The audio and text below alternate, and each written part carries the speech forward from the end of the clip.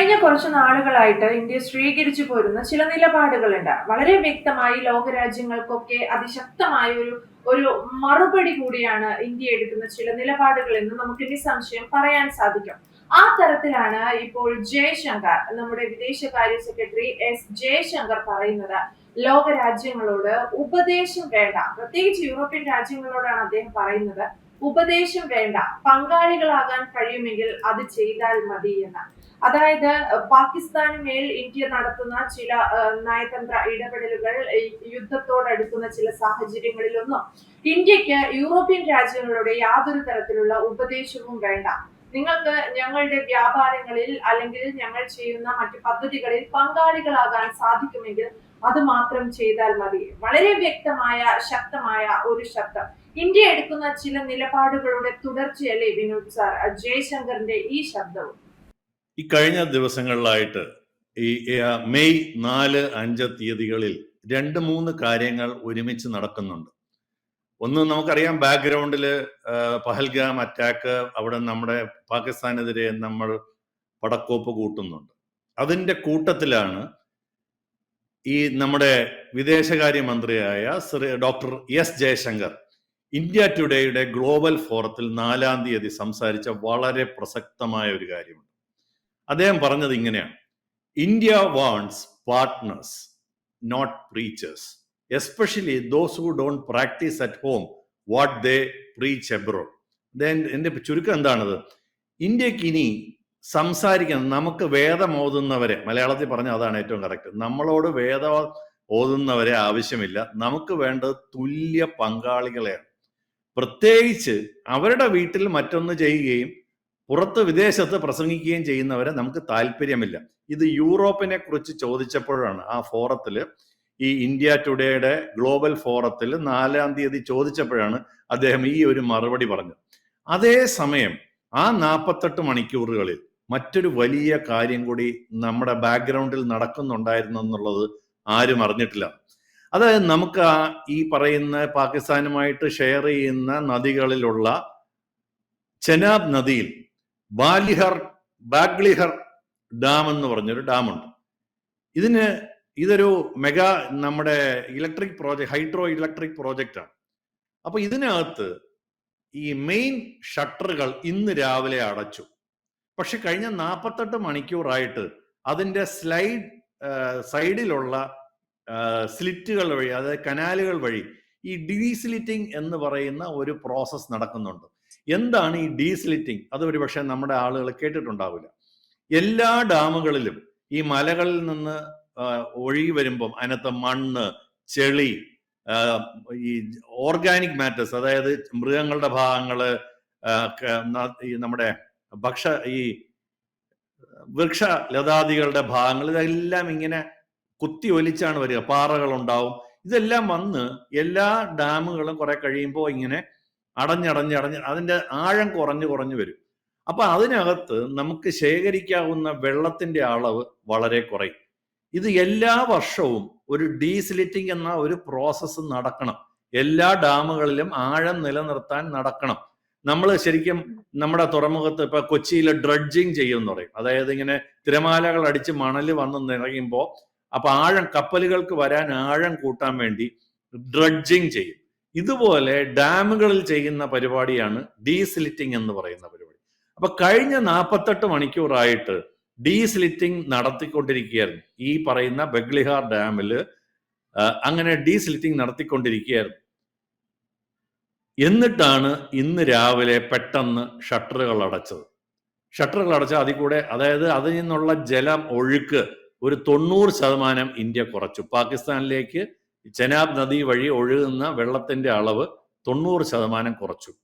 അപ്പൊ എന്തിനാണ് ഈ ഡീസ്ലിറ്റിംഗ് ചെയ്തത്? നമ്മുടെ ഒരു ഡാമില് വെള്ളം കെട്ടി നിർത്തണം. ഡാമുകളുടെ ഉദ്ദേശം തന്നെ വെള്ളം കെട്ടി നിർത്തുക എന്നുള്ളതും നമുക്ക് ആവശ്യമുള്ളപ്പോൾ തുറന്നു വിടുക എന്നുള്ളതാണല്ലോ ഡാമുകളുടെ ഉദ്ദേശം. അപ്പൊ ഈ ഡാമില് നമ്മൾ എന്ത് ഇതുപോലത്തെ പരിപാടി ചെയ്യണമെങ്കിലും 30 ദിവസത്തിന് മുന്നേ പാകിസ്ഥാനെ അറിയിക്കണമെന്നായിരുന്നു നമ്മുടെ പഴയ സിന്ധു നദീതട ജലകിൽ ആ ട്രീറ്റി, ഇൻഡസ് വാലി ട്രീറ്റി എന്ന് പറയുന്നതിനകത്ത് പ്രകാരം 30 ദിവസത്തിന് മുന്നേ അറിയിക്കണം. അപ്പൊ ഇവർ ഒബ്ജക്ഷൻ പറയും, ഇപ്പൊ അടയ്ക്കാൻ പാടില്ല എന്ന് പറയും. അടയ്ക്കാൻ പാടില്ല എന്ന് പറയുമ്പോൾ അവരുമായിട്ട് തർക്കമാവും. നെഗോസിയേഷൻ നടക്കും, ആർബിട്രേഷൻ നടക്കും, അവസാനം കാര്യം നടക്കാതെ പോകും. ഇതാണ് എത്രയോ വർഷങ്ങളായിട്ട് എപ്പോൾ നമ്മൾ ഇതുപോലെ എന്തെങ്കിലും ചെയ്യാൻ ഉദ്ദേശിച്ചാലും പാകിസ്ഥാൻ ഒബ്ജക്ഷൻ പറയും, അവസാനം അത് നടക്കാതെ പോകും. അതുകൊണ്ട് എത്രയോ നാളുകളായിട്ട് ഒരു പ്രോപ്പർ ഡീസ്ലിറ്റിംഗ് നടക്കാതെ നമുക്ക് ഏകദേശം 120 മെഗാവാട്ട് വൈദ്യുതി ഉൽപ്പാദിപ്പിക്കുവാൻ കഴിവുള്ള ഈ ബഗ്ലിഹാർ ഡാം നമുക്ക് ഒരു പ്രയോജനവും ഇല്ലാതെ കാര്യമായി അങ്ങനെ പൊക്കൊണ്ടിരിക്കുകയാണ്. ഇനിയിപ്പോ എന്തായാലും ഈ പ്രശ്നം വന്നു. അപ്പൊ നമ്മൾ ഇനി സംസാരമില്ല, പ്രവൃത്തിയേ ഉള്ളൂ എന്നുള്ളതിന്റെ ആദ്യ സൂചനയാണ്. അതിന് സൈമൾട്ടേനിയസ് ആയിട്ട് നമ്മുടെ വിദേശകാര്യ മന്ത്രി പറഞ്ഞതാണ്, ഞങ്ങൾക്ക് സംസാരിക്കുന്നവരെ, ഞങ്ങളെ ഉപദേശിക്കുന്നവരെ ഇനി താല്പര്യമില്ല, ഞങ്ങൾക്ക് വേണ്ടത് ഈക്വൽ ഫുട്ടിങ്ങിലുള്ള പാർട്ട്നേഴ്സാണ്. തുല്യ നിലയിൽ നിന്ന് സംസാരിക്കുന്ന പാർട്ട്നേഴ്സിനോട് മാത്രമേ ഇനി ഇന്ത്യ സംസാരിക്കുന്നുള്ളൂ, ചെവി കൊടുക്കുന്നുള്ളൂ എന്നുള്ളതാണ് കാര്യം. എന്ന് പറഞ്ഞു കഴിഞ്ഞാൽ ഇവന്മാര് ഉടൻ ഈ യൂറോപ്പാണ് നമുക്കിട്ട് എപ്പോഴും പാര വയ്ക്കുന്ന ഒരു പ്രധാന വിഭാഗം. അമേരിക്ക ഏകദേശം കാര്യങ്ങൾ മനസ്സിലാക്കി ഇന്ത്യയോടൊപ്പം നിന്നു തുടങ്ങി. പ്രത്യേകിച്ച് ഇപ്പോൾ അവിടെ ട്രംപാണ് ഭരിക്കുന്നത്. പക്ഷെ യൂറോപ്പിൽ സ്ഥിരമായിട്ട് ഇതുപോലെ നമ്മുടെ പഴയ കാര്യങ്ങളിലൊക്കെ ഇടപെട്ട് കഴിഞ്ഞാൽ ജർമ്മനിയുടെ ലോവർ പാർലമെന്റ്, യൂറോപ്യൻ സംസ്ഥാനങ്ങൾ ഇവരെല്ലാം പറഞ്ഞിരുന്നത് CAA-ക്കെതിരെ പറഞ്ഞു. നമ്മുടെ അവിടെ ആർട്ടിക്കിൾ 370 മാറ്റിയപ്പോൾ പറഞ്ഞു, നമ്മളിവിടെ കർഷക സമരം വന്നപ്പോൾ അതിനകത്ത് ഇടപെട്ടു. ഇന്ത്യയിലെ സ്വാതന്ത്ര്യം, ജനാധിപത്യ സ്വാതന്ത്ര്യം ശരിയല്ല എന്ന് പറയാറുണ്ട്. പിന്നെ വേറെ കാര്യം അവർ പറയാറുള്ളത്, ഇവിടുത്തെ മൈനോറിറ്റീസിനെ നമ്മൾ എതിർക്കുന്നു എന്ന് വെച്ച് ഇവരൊക്കെ എന്താണ് ചെയ്യുന്നത്? അപ്പൊ നമ്മള് ഇപ്പൊ വാട്ടർ, സ്ഥിരം പറയുന്ന ഒരു ഡയലോഗാണ്, വാട്ടർ എന്ന് പറയുന്നത് താഴത്തേക്കും കൂടെ ഡാം കെട്ടിയ, ആവശ്യമില്ലാതെ ഡാം കെട്ടി തടയരുത്, താഴേക്കുള്ളവർക്കും കൂടി വേണ്ടതാണ് എന്ന് പറയും. അപ്പൊ നമ്മൾ നോക്കണം, ഈ സ്പെയിന്, ഫ്രാൻസ്, ഹംഗറി ഇവരൊക്കെ എന്താണ് ചെയ്യുന്നത്? എന്നാൽ യൂറോപ്പിൽ കൂടെയും പല നദികൾ ഇതുപോലെ പോകുന്നുണ്ട്. ഇവരെല്ലാം യൂണിലാറ്ററലായിട്ട് താഴോട്ട് വെള്ളം പോകാതെ അവരുടെ ആവശ്യത്തിന് വേണ്ടി വെള്ളം ഡൈവേർട്ട് ചെയ്യുന്നുണ്ട്. Spain, France, Hungary. ടർക്കി ആണെങ്കിൽ യൂഫ്രട്ടീസ് എന്നുള്ള നദിയെക്കുറിച്ച് നമുക്ക് അറിയാം. യൂഫ്രട്ടീസ് നദിയിൽ ഉള്ള വെള്ളം സിറിയയിലോട്ടും ഇറാഖിലോട്ടും പോകാതെ അവരുടെ പെർമിഷൻ ഇല്ലാതെ അവർ തടഞ്ഞു മാറ്റി ഉപയോഗിക്കാറുണ്ട്. അപ്പൊ അതാണ് ഇവര് പറയുന്നത്. ഇവര് സംസാരിക്കും, വിദേശത്ത് പറയുന്നതൊന്ന്, അവരവരുടെ വീട്ടിൽ പ്രവർത്തിക്കുന്നതൊന്ന്. ഇതാണ് ജയശങ്കർ കൃത്യമായി പറഞ്ഞ മറുപടി. ആക്ച്വലി നമ്മുടെ സോഷ്യൽ മീഡിയയിലൊക്കെ പലപ്പോഴും വരുന്നത് ഇത് പാകിസ്ഥാനുള്ള ഇതാണ്. അത് പാകിസ്ഥാനുള്ളത് മാത്രമല്ല, ഇവരുടെ സ്ഥിരം പരിപാടിയാണ്. അപ്പൊ അതുകൊണ്ട് ഇതൊരു കുറച്ചുകൂടെ വിശാലമായിട്ട് നമ്മൾ കാണേണ്ടതാണ്. പ്രത്യേകിച്ച് ഇന്ന് രാവിലെ ഞാൻ നേരത്തെ പറഞ്ഞ ബഗ്ലിഹാർ ഡാമിലെ വെള്ളം ഏകദേശം പൂർണ്ണമായും അടച്ചു. ഇനി വേറെ ഇത് മാത്രമല്ല, നമ്മളോട് സ്ഥിരമായിട്ട് ഈ ഡെവലപ്പിംഗ് നേഷനകത്ത് അവർ പറയുന്നത് എന്താണ്? കോൾ ഉപയോഗിക്കരുത്, എമിഷൻ ഉണ്ടാക്കരുതെന്ന് പറയും. അതേസമയം ഈ യൂറോപ്പ് മുഴുവൻ ഈ റഷ്യയിൽ നിന്നുള്ള LNG, റഷ്യയിൽ നിന്നുള്ള എണ്ണ കുടിച്ചു പറ്റിക്കുന്നത് യൂറോപ്പാണ്. നമ്മളോട് അവിടുത്തെ ഈ ഉക്രൈനുമായിട്ടുള്ള പ്രശ്നം വന്നപ്പോൾ ഇവരെന്താണ് പറഞ്ഞത്? ഇന്ത്യ അവിടുന്ന് ഓയിൽ മേടിക്കരുതെന്ന് പറയുകയും അതേസമയം അവരുടെ LNG, ഈ റഷ്യൻ LNG അവർ ഉപയോഗിക്കുകയും ചെയ്യുന്നുണ്ട്. ഇതാണ് ഇവർ ഒന്ന് സംസാരിക്കും, നേരെ വിപരീതമായി പ്രവർത്തിക്കും. ഇതാണ് ഈ ജയശങ്കർ ഇപ്പൊ പറഞ്ഞതിന്റെ വളരെ പ്രധാനപ്പെട്ട കാര്യം. അപ്പൊ നമ്മളോട് പറയുന്ന എന്താണ്? കൽക്കരി ഉപയോഗിക്കരുത്, ഇത് ഭൂമിക്ക് കേടാണ്, അതുകൊണ്ട് നമുക്കെതിരെ കുറെ റെസ്ട്രിക്ഷൻസ് അവർ കൊണ്ടുവന്നിട്ടുണ്ട്. അതേസമയം അവര് ഉപയോഗിക്കുന്നത് ഫോസിൽ ഫ്യൂവൽ തന്നെയാണ്, ഗ്യാസാണ്, റഷ്യയിൽ നിന്നാണ് അത് മേങ്ങുന്നത്, റഷ്യയിൽ നിന്ന് വാങ്ങരുതെന്ന് നമ്മളോട് പറയുകയും അതേസമയം റഷ്യയിൽ നിന്ന് LNG ഗ്യാസ് അവർ ഉപയോഗിക്കുകയും ചെയ്യുന്നുണ്ട്. ഇല്ലെങ്കിൽ അവന് വൈകുന്നേരം ആകുമ്പോഴത്തെ തണുപ്പ് മാറ്റാനുള്ള ഗ്യാസ് ഉണ്ടാവില്ല. അപ്പൊ ഇതൊക്കെ വലിയ പ്രശ്നമാണ് ഇവന്മാരുടെ പരിപാടി. അപ്പൊ അതുപോലെ തന്നെ നമ്മള് മൈനോറിറ്റീസിനെ പ്രൊട്ടക്ട് ചെയ്യണമെന്ന് പറയും, പ്രൊട്ടസ്റ്റുകൾ അലോ ചെയ്യണം, അതായത് പ്രതിഷേധങ്ങളെ അനുവദിക്കണമെന്ന് പറയും, ആവശ്യമില്ലാതെ സ്റ്റേറ്റിന്റെ പവർ ഉപയോഗിക്കരുതെന്ന് പറയും. അവർ ചെയ്യുന്ന എന്താണ്? ഫ്രാൻസ് ഹിജാബ് ബാൻ ചെയ്തു, ഒരു പ്രശ്നമില്ല. ഡെൻമാർക്ക് ഈ അസൈലം അവിടെ കയറി വന്നവരെ മുഴുവൻ തിരിച്ചു പറഞ്ഞു വിട്ടു. ഗ്രീസ് പലപ്പോഴും അവിടെ നിന്ന് വന്ന കപ്പലുകളെ, റെഫ്യൂജികൾ വരുന്ന ബോട്ടുകളെ മുക്കിയതായിട്ട് നമുക്കറിയാം. ജേർണലിസ്റ്റുകളെ ഇവിടുത്തെ പത്ര സ്വാതന്ത്ര്യത്തിനെ കുറിച്ചും മാധ്യമ സ്വാതന്ത്ര്യത്തിനെ കുറിച്ചും പറയുമ്പം അവിടെ അവരെ അറസ്റ്റ് ചെയ്യുന്നുണ്ട് യൂറോപ്പില്. അപ്പൊ ഇവര് പറയുന്നതൊന്ന്, പ്രവർത്തിക്കുന്നത് മറ്റൊന്ന്. ഇനി നമ്മള് ഡെമോക്രസിയുടെ ഭാഗമായിട്ടുള്ള, ജനാധിപത്യപരമായിട്ടുള്ള സമ്മതിക്കണം എന്നൊക്കെ പറയുമെങ്കിലും ഹംഗറിയും പോളണ്ടും ഒക്കെ നേരെ തിരിച്ചാണ് ജുഡീഷ്യൽ സ്വാതന്ത്ര്യത്തെ കുറിച്ച് അവർ പറയാറുണ്ട്, അല്ലെങ്കിൽ ട്രാൻസ്പെറൻസിയെ കുറിച്ച് പറയാറുണ്ട്. അതേസമയം ഹംഗറിയും പോളണ്ടും ജുഡീഷ്യൽ ഫ്രീഡം കട്ട് ഡൗൺ ചെയ്തു. ഫ്രാൻസ് പാർലമെന്റ് പറഞ്ഞിരുന്ന നയങ്ങളെ മാറ്റിയിട്ടാണ് ഉപയോഗിക്കുന്നത്. അതായത് അവിടെ പെൻഷന്റെ കാര്യം പറഞ്ഞു കഴിഞ്ഞപ്പോഴത്തേക്ക് UK പലപ്പോഴും ഈ മാധ്യമങ്ങളെ കൂച്ചു വിലങ്ങിടാറുണ്ട്. അപ്പൊ ഇതൊക്കെ നമുക്കറിയാം. BBC-യുടെ ഇരട്ടത്താപ്പ് എന്താണെന്ന് നമുക്കറിയാം. അവിടെ പറയുന്നത് പോലെയല്ല നമ്മളോട് പറയുന്നത്. അപ്പൊ നമ്മൾ സ്ട്രോങ് ആയിട്ട് അതിനകത്ത് പ്രൊട്ടസ്റ്റ് ചെയ്യുണ്ടായി. അപ്പൊ നമ്മളോട് എപ്പോഴും പറയാറുണ്ടല്ലോ, റഷ്യയെ നമ്മൾ ഇതുവരെ ഉക്രൈനെതിരായിട്ട് റഷ്യയെ ഒന്നും പറയാറില്ല. നമ്മൾ റഷ്യയോട് അങ്ങനെയാണ്. എന്തിനാണ് ഇവർ LNG ഉപയോഗിക്കുന്നത്? റഷ്യൻ LNG, ലിക്വിഡ്ഫൈഡ് നാച്ചുറൽ ഗ്യാസ് എന്ന് പറയുന്നത് ഉപയോഗിക്കുന്നത് ഇവർ. അതായതാണെങ്കിൽ ഗൾഫില് വലിയ ചേട്ടന്മാർക്ക്, കാശുള്ള ചേട്ടന്മാർക്ക്, രാജാക്കന്മാർക്കും ഇവരെന്തിനാണ് ആയുധം വിൽക്കുന്നത്?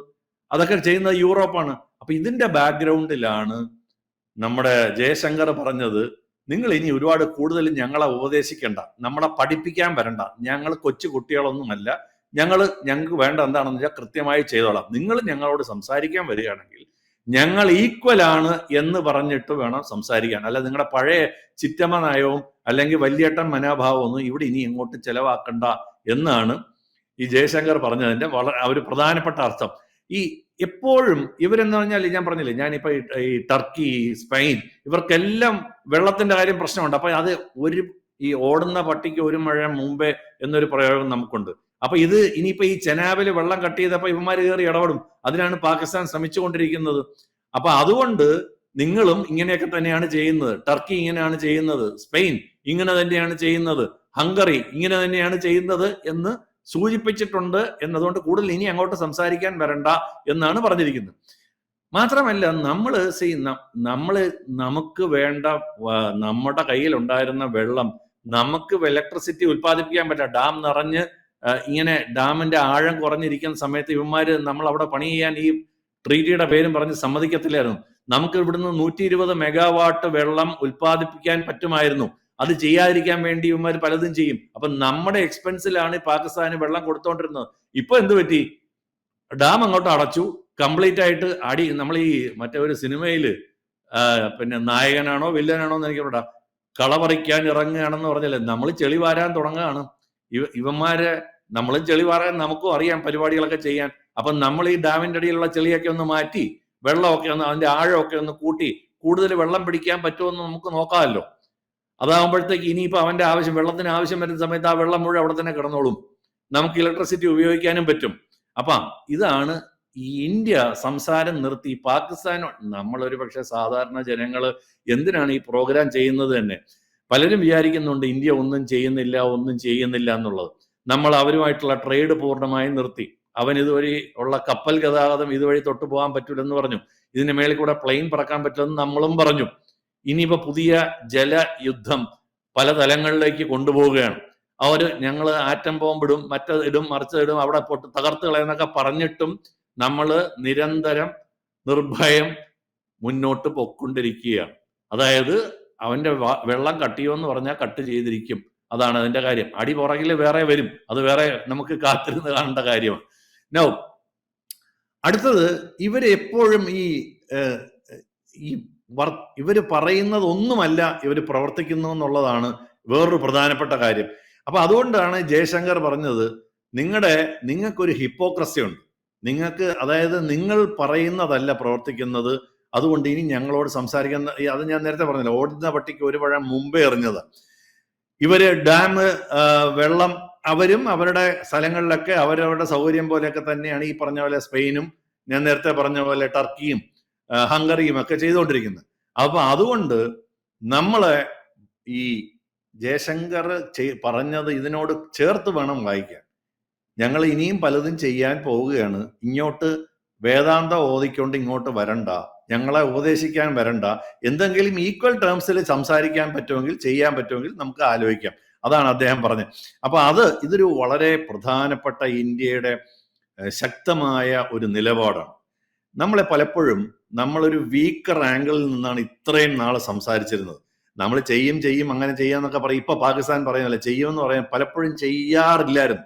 പക്ഷെ ഇന്നിപ്പം സർവ്വശക്തിയും എടുത്ത് ആഞ്ഞടിക്കാണ്. ഒരു തലത്തിലല്ല. ഈ യൂറോപ്പും അമേരിക്കയൊക്കെ പറയും, ഞങ്ങൾ പറഞ്ഞ പോലെ ചെയ്തില്ലെങ്കിൽ നിങ്ങൾ അത് ചെയ്യാൻ സംഭവിച്ചു, നിങ്ങൾ ഇനി അതിന് കൂട്ടില്ല. ഇത് അവരുടെ സ്ഥിരം പരിപാടിയായിരുന്നു. അപ്പൊ നമ്മൾ പറഞ്ഞു അങ്ങനല്ല, നമ്മളും ഇപ്പൊ ഒരു വളരെ ശക്തമായ ഒരു പോളാണ്, അല്ലെങ്കിൽ ഒരു ധ്രുവമാണ്. നിങ്ങൾ ഇതല്ലെങ്കിൽ ഇത് എന്ന് പറഞ്ഞ പരിപാടി ഇനി ഇങ്ങോട്ട് വേണ്ട. ഞങ്ങളെ തുല്യ ശക്തി, നിങ്ങളോടൊപ്പം നിൽക്കാവുന്ന, നിങ്ങൾക്കൊപ്പം നിൽക്കാൻ കഴിയുന്ന ശക്തികളായി അംഗീകരിച്ചുകൊണ്ട് മാത്രം സംസാരിക്കണമെങ്കിൽ സംസാരിച്ചാൽ മതി എന്നുള്ളതാണ് ജയശങ്കർ നൽകുന്ന വളരെ ശക്തമായ മെസ്സേജ്. ഇത് യൂറോപ്പിന് മാത്രമല്ല, ഈ മെസ്സേജ് പറയാതെ പറയുന്നത്, യൂറോപ്പിനെ ഉദ്ദേശിച്ചാണ് പറഞ്ഞതെങ്കിലും പറയാതെ പറയുന്നത് പാകിസ്ഥാനോട് കൂടിയാണ്. നിങ്ങൾ ആരെയൊക്കെ ചെന്ന് കൂട്ടുപിടിച്ചാലും ശരി, നമുക്കിട്ട് പണിതതിന് നിങ്ങൾക്ക് പണി തരും, ഉറപ്പായിട്ടും തരും. ഇന്നും കൂടെ ഇന്നോ ഇന്നലെയോ രാജ്നാഥ് സിംഗ് പറഞ്ഞിട്ടുണ്ട്, നമ്മുടെ ഡിഫൻസ് മിനിസ്റ്റർ പറഞ്ഞിട്ടുണ്ട്, ജനങ്ങൾ എന്താണോ ആഗ്രഹിക്കുന്നത് അത് നൽകാൻ മോദി എന്നെ ഏൽപ്പിച്ചിട്ടുണ്ടെന്നാണ് പറഞ്ഞിരിക്കുന്നത്. അതായത് I take the responsibility to do that for you. അതായത് ഡിഫൻസ് മിനിസ്റ്റർ എന്ന നിലയിൽ എന്താണോ വേണ്ടത് ചെയ്യാനുള്ള ഉത്തരവാദിത്തം എന്റേതാണ്, അത് ഞാൻ ചെയ്യും. അതിനകത്ത് നിങ്ങൾക്ക് ഒരു സംശയമോ ആശങ്കയോ വേണ്ട. ഈ ഒരു യുദ്ധം എന്നൊക്കെ പറയുന്നത്, അല്ലെങ്കിൽ ഒരു പ്രശ്നം, അല്ലെങ്കിൽ ഒരു അടി കൊടുക്കുക എന്നൊക്കെ പറയുന്ന രാജ്യങ്ങൾ തമ്മിലാവുമ്പം ഒരുപാട് പ്രിപ്പറേഷന്റെ ആവശ്യമുണ്ട്. ആ പ്രിപ്പറേഷനുകളാണ് ഇപ്പോൾ നടന്നുകൊണ്ടിരിക്കുന്നത്. ഇതാണ് എനിക്ക് ഇക്കാര്യത്തിൽ ഇതേക്കുറിച്ച് പറയുന്നത്. കൂടുതൽ വാർത്തകളും വിശേഷങ്ങളും നിങ്ങളിലേക്ക് എത്താൻ ABC മലയാളം സബ്സ്ക്രൈബ് ചെയ്യുക, ബെൽ ബട്ടണും അമർത്തുക.